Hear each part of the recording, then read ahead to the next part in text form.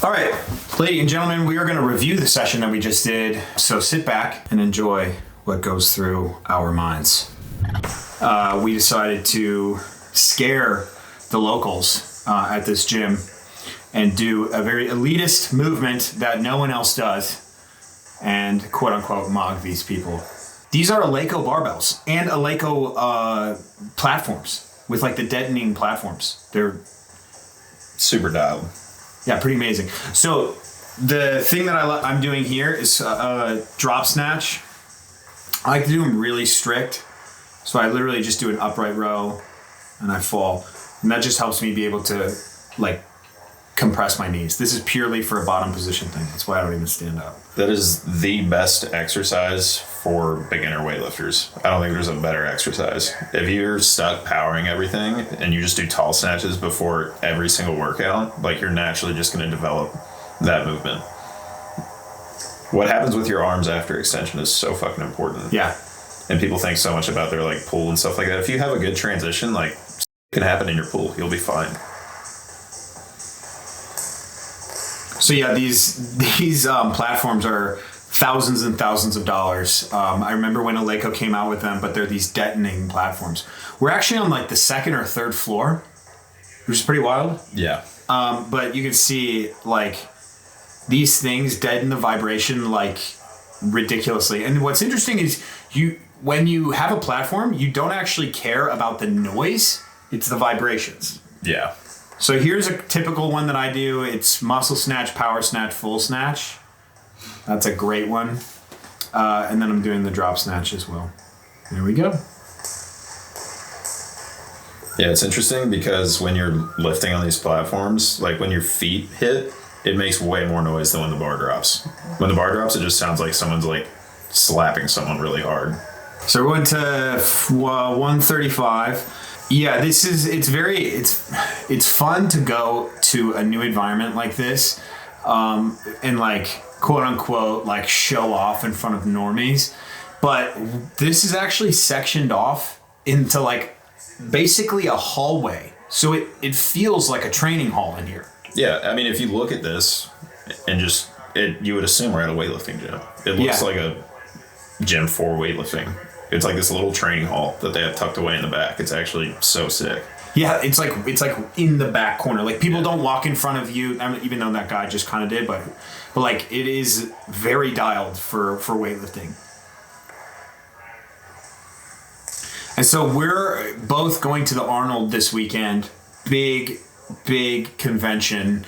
And also big weightlifting meet. So we want to go to the weightlifting, the training hall at the Arnold where they have a bunch of platforms lined up.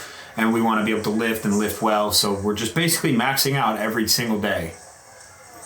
And we're also doing that for you guys. So you have some fun stuff to watch. Yeah. We're just shredding our bodies for entertainment.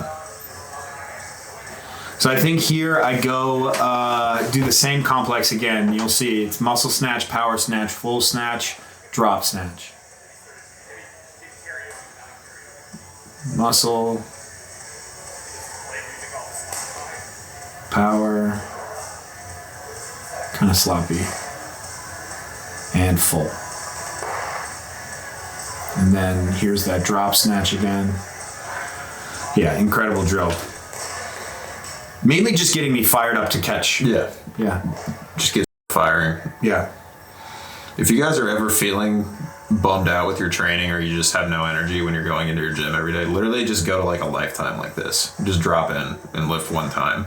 Yeah. Like it's crazy how much more exciting training is after a session like this.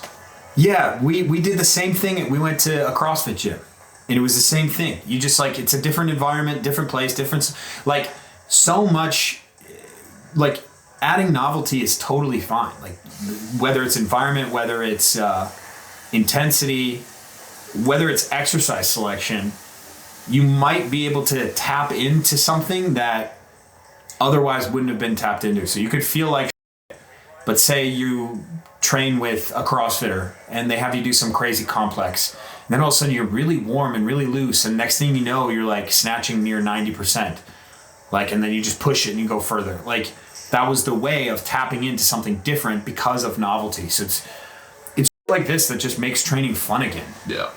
I don't know what it is. It's like being in a different environment. Like the little stuff you're typically concerned about, like the way your knees feel, all that's how thorough your warm up is. If you go to a different place and just start lifting, like you don't think about any of that. You barely think about the weight on the bar. You're just snatching. It's that binary. We just try to tap into this thing where we're really calculated. This is a pretty good rep. Yeah, solid. So it's this thing that we try and tap into to be calculated because it's such a technical thing. But at the end of the day, you know, there's parts of your brain and the way that you feel and the way your body responds to this volume and how it recovers, that there's not much calculation involved. It's just effort. And you have to be able to trick yourself into going harder. I think we're talking about here when you see a pro snatch 140.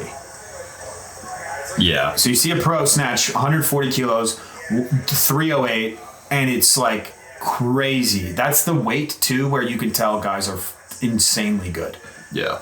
I mean, if you're an American and you snatch 140 kilos, like you're good at weightlifting. Right. But the guys who can warm up and snatch 140 like it's a warm-up weight. Yeah. Like that's a totally different sport. That's something really cool. And we were talking about Alexei Tarakti when I was, I've trained with him a few times, and when he snatches 140, it's like the coolest thing ever. And he was on some good ass drugs post-Olympics where he did a complex at 190 kilos. One of the most legendary complexes. Yeah, that's insane. So underrated.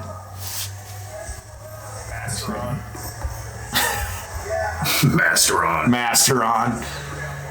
Yeah, or if you're feeling a little bummed out with training, you could just pump some Master on. Yeah, that's always a good. Let's see if we can find this. Snatch.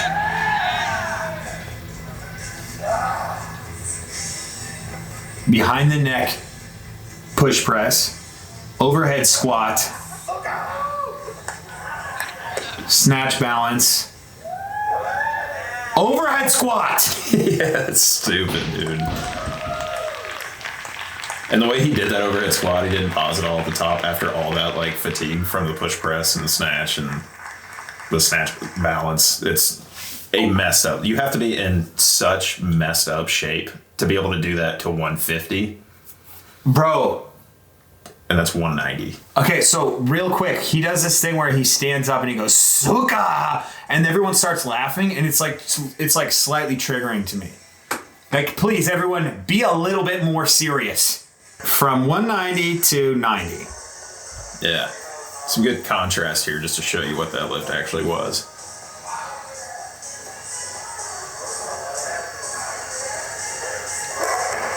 I'll tell you what, man, 90s never looked better.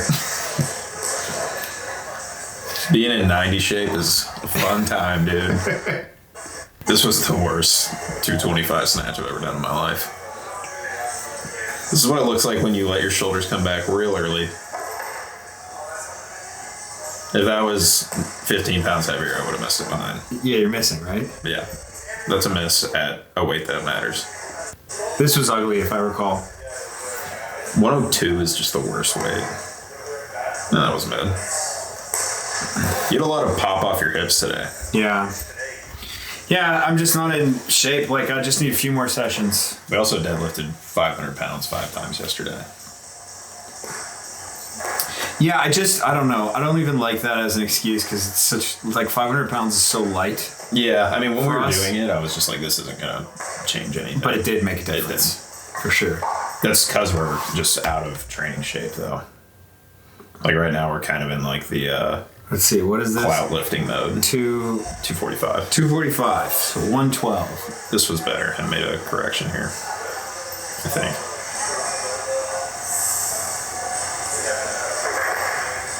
Yeah. And the way I'm bouncing out of the bottom really fast, I don't advise doing that at all. I was just cracked out on pre-workout and wanted to make everything look cool. Like, owning that bottom position in your warm-ups is going to help you a lot. All right, so here's 245 for me. Not bad. Yeah. The problem is that's my last made lift of the entire session. But there's much more to watch here, folks. So we go on to 265, 120.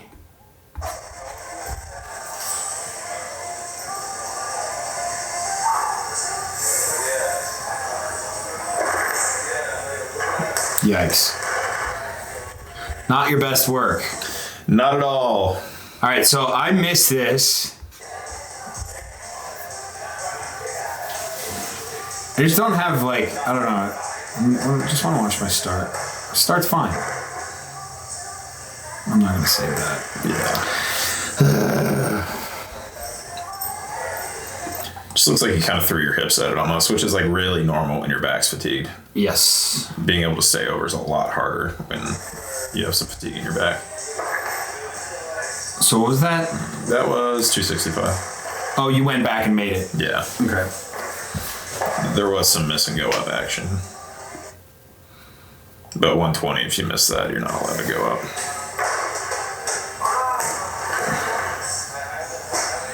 Just not in it. Yeah. Like I've seen you make 130 with less pull.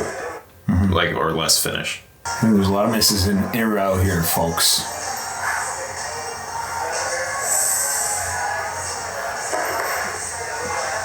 Oh, never mind. That was a pretty good one. That was a very good one. That was very, very good. Okay, so here's my thought process on this. My back is like tired, and it's also just not fully warmed, and I just feel slow off the floor. I feel like so this, you know, the technical term for this is post-activation potentiation. It's more bro science than anything, but I guess I just want to activate every little extensor that I can in my hips and my back so that it can get ready for when I attempt my next attempt. And so I'm just doing a pull here, feeling it in my hands. This is something that I would only do if I'm out of shape. Yeah. That's it. I would never do this, you know, and I just want to feel on my low back. I want to feel it strain, get slightly below the knees, up. That's all I needed. Then the thought process then is just take, you know, 100, however many pounds off and try to go for 125. Oh, this was a miss, yeah. Yeah, this is 290. So now you have 290 on here, which is 130. 32. Yeah. Good luck, though. Yeah. With the amount of fatigue, there is absolutely like no thoughts in my head about technique at all. Yeah, you just go. Just go, sweetheart. Okay, so now 275. This one hurt me. I was mad about this one. Definitely mad about this one.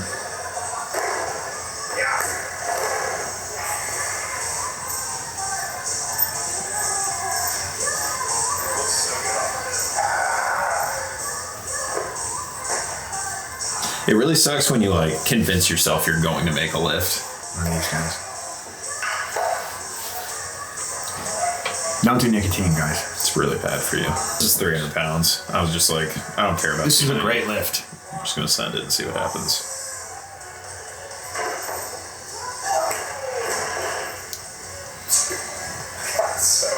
Yeah, that felt like a million. Like I've snatched 155, 155s felt way lighter than that. Yeah. That was the heaviest snatch I've ever attempted. Okay, let's move on to these little technique snatches. So we wanted to do some clout whoring here. So we just put on a lightweight on the bar and try to snatch it to our best abilities. Which is hard to do after you send some heavy snatches. It is. That's why I went really, really light. That was great. That was so money. Whenever I'm trying to like dial in my technique as good as I can, the main thing I don't even focus on position. I just think about timing. Like if I can make the lift sound good, it's going to be a good lift. Clap, clap, dog. Ding, ding, bing, bing. All right, so this is my good-looking clout lift. It was fine. It's only 90 kilos, so I don't really care. But yeah, bing, bing. That's it. Timing. Timing. Okay. On to clean and joints. 225 for me. Here we go.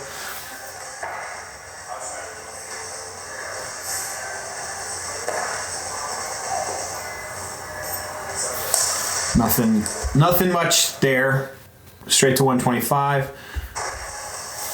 125 is such a great weight. Like, as a grown ass man, if you can power clean and jerk 125, you're in a good spot in life, in my opinion. Yeah, respect.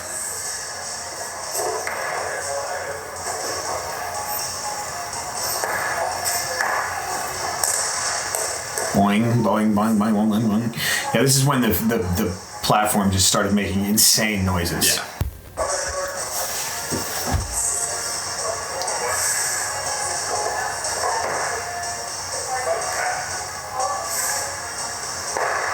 I like how people were on your squat jerk grip, but that's literally the grip you use for your split jerk. Yeah. It's the same thing.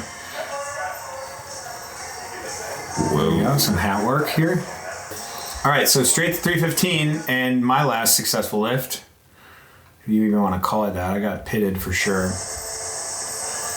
This is just a fighty day for me. I just,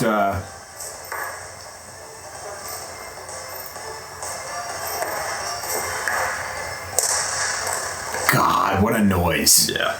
That's a noise that the people in that gym have not really heard that noise. Or maybe they have. I can just feel it. There's like it's like a... You also went heavy on the hang power thing yesterday. That's true. See, right there. No!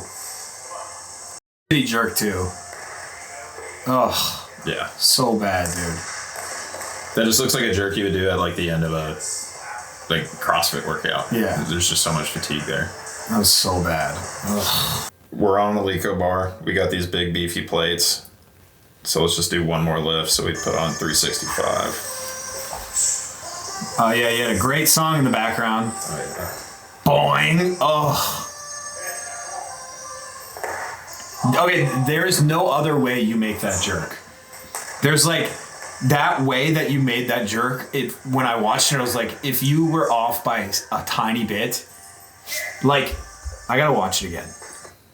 That does come off your chest a little bit, but it's kind of nice. It actually adds whip to the bar. Yeah. But the timing is actually really money. I mean, if that thing's forward too much. The key is like, watch it again. If you look, the bar, when it's at its peak, it barely drops.